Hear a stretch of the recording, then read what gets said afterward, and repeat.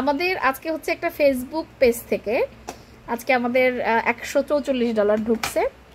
তো এটা হচ্ছে আমরা এখন আজকে প্রায় 21 তারিখে আমাদের পেমেন্টটা পেইড হয়েছিল ফেসবুক থেকে, কিন্তু আমরা খুবই টেনশনে ছিলাম। কারণ হলো সাধারণত 21 মার্চের মধ্যে টাকা পেইড হলে নর্মালি আমাদের 1 সপ্তাহের মধ্যে টাকাটা পেইড হয়, কিন্তু আজকে পুরা 29 দিন পরে আমার টাকাটা আসছে। তো আপনাদের সাথে আজকে একটু একটা গল্প শেয়ার করি। মানে এটা একটা গল্পের মতোই হয়ে গেছে, একটা সিকোয়েন্সের মতোই, যে সাধারণত আমরা অনেকেই মানতে চাই না যে আসলে আমাদের বাংলাদেশ উন্নত হয়েছে বা আসলে ডিজিটালাইজড ওয়েতে আমরা কতটা অগ্রগতি করছি। এইটা আসলে আমিও অনেক সময় আমার মনে হয় যে না, আমরা মনে হয় শুধু নিজেদেরকে একটু ব্র্যান্ডিং করার জন্য অনেক সময় বলি যে ডিজিটাল বাংলাদেশ, কিন্তু আসলে না। আমার হচ্ছে যখন এই পেমেন্টটা আপনার ঢুকতেছিল না ব্যাংকে, তো আমার মাথায় আসলো যে আমার ওই ব্যাংক অ্যাকাউন্টটা হচ্ছে আমি যখন ঢাকা বিশ্ববিদ্যালয়ে পড়ি তখন ওপেন করা, ছাত্র জীবনে আমার বাবা ওই অ্যাকাউন্টে আমাকে টাকা পাঠাতো। তো যেহেতু ওই ব্যাংক অ্যাকাউন্টটা আমি অনেকদিন ব্যবহার করি না, সেক্ষেত্রে ওই অ্যাকাউন্টটা ইনঅপারেটিভ হয়ে গেছে। তো হয়তো সেই কারণে ঢুকতেছে না। তো আমি যথারীতি ওনাদের হেল্পলাইনে ফোন দিলাম, অর্থাৎ সোনালী ব্যাংকের হেল্পলাইনে।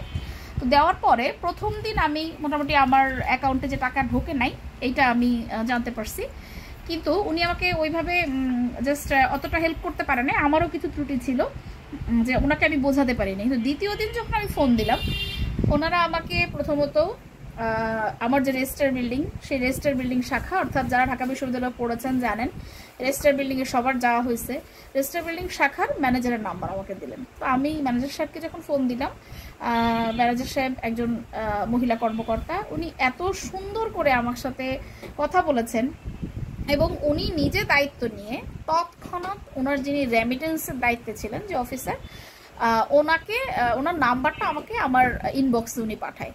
অর্থাৎ উনি তখন একটা মিটিংয়ে, তারপরে উনি একটুও বিরক্ত হন নাই, বিচলিত হন নাই, ওনার নাম্বারটা আমাকে দেন। এবং আমি, ওনার নাম হচ্ছে মেহেদি সাহেব, আমি ওনাকে সাথে সাথে ফোন দেওয়ার পরে উনি আমাকে বললেন যে আপু, আমি আপনার অ্যাকাউন্ট চেক করে দেখছি, তো একটা রেমিটেন্স আপনার গত বছর এরকম সময় ঢুকেছে, কিন্তু এখনও অন্য কোনো রেমিটেন্স ঢোকে নাই।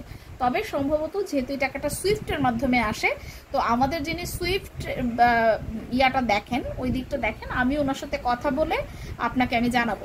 তো আসলে দেখেন, নর্মাল আমরা যখন ব্যাংকে যাই, আমি এখন গোপালগঞ্জে থাকি, গোপালগঞ্জের লোকাল এরিয়ায় যে ব্যাংকগুলো থাকে, আমরা আসলে ওনাদের বিহেভিয়ার বা অনেক সময় ওনাদের যে ব্যবহার, তাতে আমরা বিরক্ত হই। কিন্তু আসলে সোনালী ব্যাংকের মতো একটা রাষ্ট্রায়ত্ত ব্যাংকে আমি যে আসলে এত ভালো সার্ভিস পাবো এটা আমি আশা করিনি।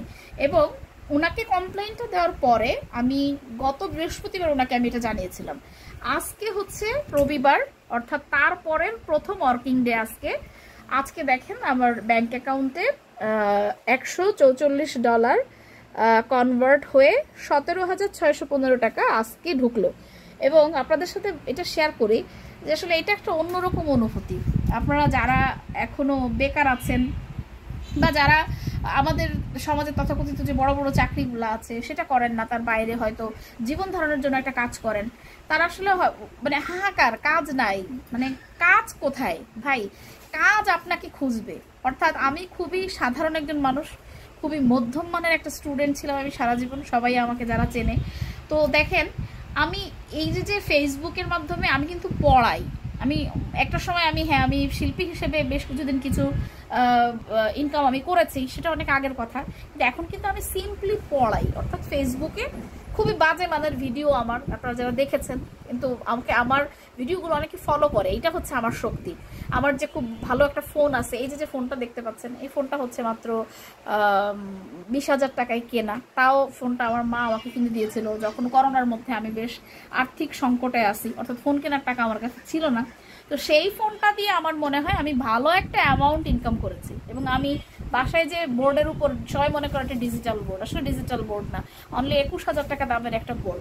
সো যারা আসলে এখনো কোনো জবে যান নাই বা আপনার জব নিয়ে আপনি স্যাটিসফাইড না, যা ইনকাম হচ্ছে সেটাতে আপনার হচ্ছে না, আপনি মাস্ট বি একটা ওয়েতে আপনি আর্ন করতে পারেন। এখন আর্ন করার অনেক সুযোগ আছে, বিশেষ করে অনলাইন একটা খুবই ভালো মাধ্যম। সো আপনাদের সবার জন্য শুভকামনা থাকলো, আমাদের সবার জন্য দোয়া ও আশীর্বাদ করবেন। ধন্যবাদ সবাইকে।